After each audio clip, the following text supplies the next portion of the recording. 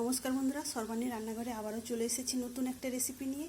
আর আজকে আমি নিয়ে এসেছি ভীষণ লোভনীয় একটা রেসিপি, যে রেসিপিটার মধ্যে আপনারা দুটো খাবারেরই স্বাদ পেয়ে যাবেন।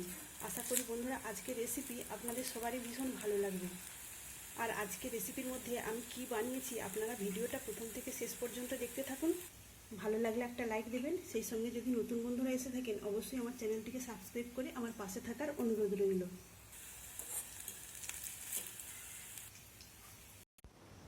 আজকের রেসিপির জন্য লাগবে বেগুন। এখানে আমি দুটো বেগুন নিয়েছি, আমার গাছের টাটকা বেগুন। প্রথমে বেগুনটাকে আমি কিভাবে কেটে নিচ্ছি আপনারা দেখতে থাকুন। ডাঁটির অংশটা কেটে বাদ দিয়ে দিয়েছি। এবার এই বেগুনটাকে আমি মাঝখান থেকে দুটো টুকরো করে নেব। এভাবে টুকরো করে নেওয়ার পর আমি এটাকে কেটে নেব।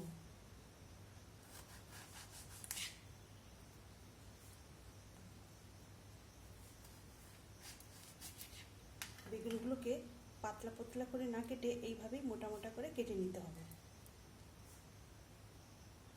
এখানে আমি আমার প্রয়োজন অনুযায়ী বেশ কিছু পরিমাণে বেগুন কেটে নিয়েছি। আর এই সাদা বেগুনের মধ্যে পোকা রয়েছিল, তাই এগুলো বাদ দিয়ে আমি খানিকটা নিয়েছি, আর কিছুটা নিয়েছি কালো বেগুন। এখন এই বেগুনগুলোকে জল দিয়ে পরিষ্কার করে ধুয়ে নিতে হবে। কেটে রাখা বেগুনগুলো আমি জল দিয়ে পরিষ্কার করে ধুয়ে নিয়েছি। এখন এর মধ্যে লবণ দেব।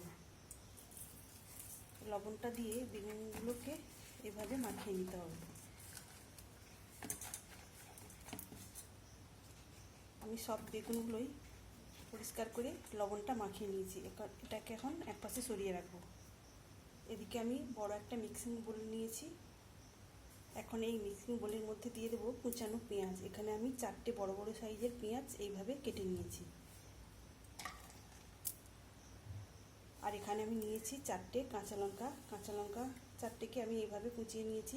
আর নিয়েছি 1 চামচ রসুন। রসুনটাকেও আমি এইভাবে মিহি করে কুচিয়ে নিয়েছি। এখন এর মধ্যে দিয়ে দেবো পরিমাণ মতো লবণ।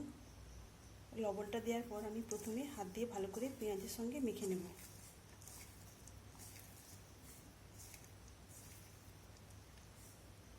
প্রথমে লবণটা দিয়ে মেখে রাখার কারণ হলো এই পেঁয়াজ থেকে অনেকটাই জল ছেড়ে যাবে।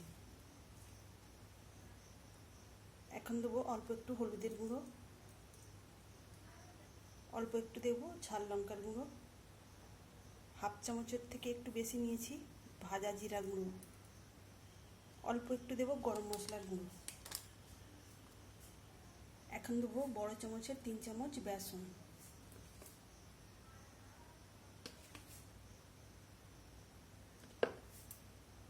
এখন সমস্ত কিছু উপকরণ হাত দিয়ে মিশিয়ে নেব। তবে এখানে এখন আমি জল দেব না, যদি প্রয়োজন হয় আমি দেব, কেননা লবণটা দেওয়ার ফলে পেঁয়াজ থেকে অনেকটা জল ছেড়ে দিয়েছে।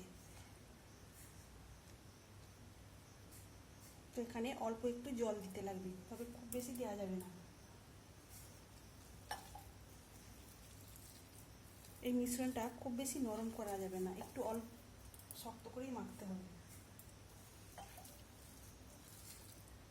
বন্ধুরা অল্প একটু আমি কালো জিরা এর মধ্যে দিয়ে দিলাম। এখানে আমার বেসনের মিশ্রণটা রেডি। ঠিক এইভাবে মেখে নিতে হবে, খুব বেশি পাতলা হবে না।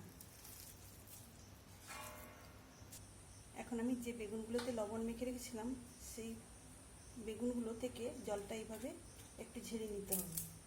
এভাবে ঝেড়ে নেওয়ার পর এই যে বেসনের মিশ্রণটা এইভাবে দিয়ে দিতে হবে,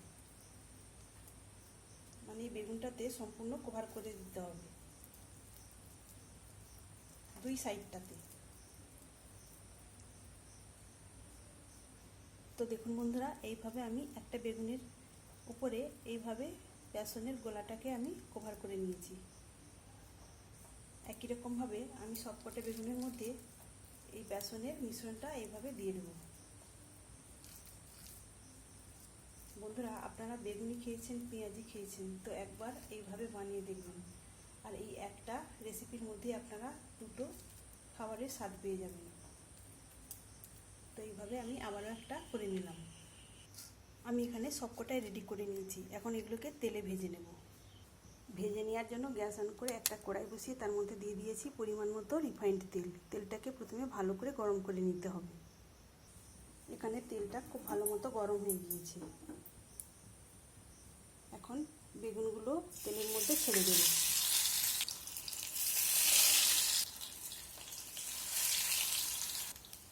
এখন গ্যাসের ফ্লেমটাকে মিডিয়ামে করে দিতে হবে, কেননা ভেতরে বেগুনটা সেদ্ধ হওয়ারও দরকার আছে। সেই জন্য মিডিয়াম আছে এগুলোকে উল্টে পাল্টে ভেজে নিতে হবে। এক পাশটা সেদ্ধ হয়ে যাওয়ার পর আমি অপর পাশটা উল্টে দিচ্ছি। তবে সাবধানে উল্টাতে হবে, কেননা এই পুরটা ছেড়ে যাওয়ার সম্ভাবনা থাকবে। সেই জন্য সাবধানে এগুলোকে উল্টে পাল্টে ভেজে নিতে হবে।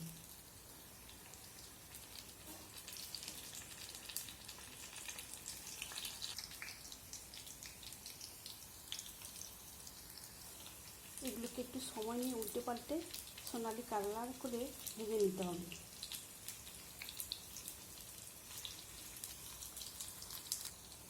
এর ফলে বেগুনটাও ভেতরে খুব সুন্দরভাবে সেদ্ধ হয়ে যাবে। এখানে দেখুন বন্ধুরা, এগুলো একটু কালারও চলে এসেছে আর বেগুনটাও মনে হয় সেদ্ধ হয়ে গেছে। এই পর্যায়ে গ্যাসের ফ্লেমটাকে একটু বাড়িয়ে দিতে হবে। এগুলো আমার ভাজা হয়ে গেছে, এখন তেল থেকে ছেঁকে এগুলো তুলে নেব। তো দেখুন বন্ধুরা, এইগুলো আমি তেল থেকে ছেঁকে তুলে নিয়েছি আর দেখতে কতটা সুন্দর আর কতটা লোভনীয় হয়েছে। প্রথম ব্যাচেরগুলো আমি তুলে নিয়েছি, বাকিগুলো একই রকমভাবে ভেজে নেব। এখানে আমি সবকটাই ভেজে নিয়েছি আর দেখুন দেখতে কতটা সুন্দর আর কতটা লোভনীয় হয়েছে। আপনারা অবশ্যই একবার এইভাবে বানিয়ে দেখবেন আর কেমন হয়েছে আমাকে কমেন্ট করে জানাবেন। তাহলে বন্ধুরা আজকের মতো আসি, সবাই ভালো থাকবেন, সুস্থ থাকবেন, ধন্যবাদ।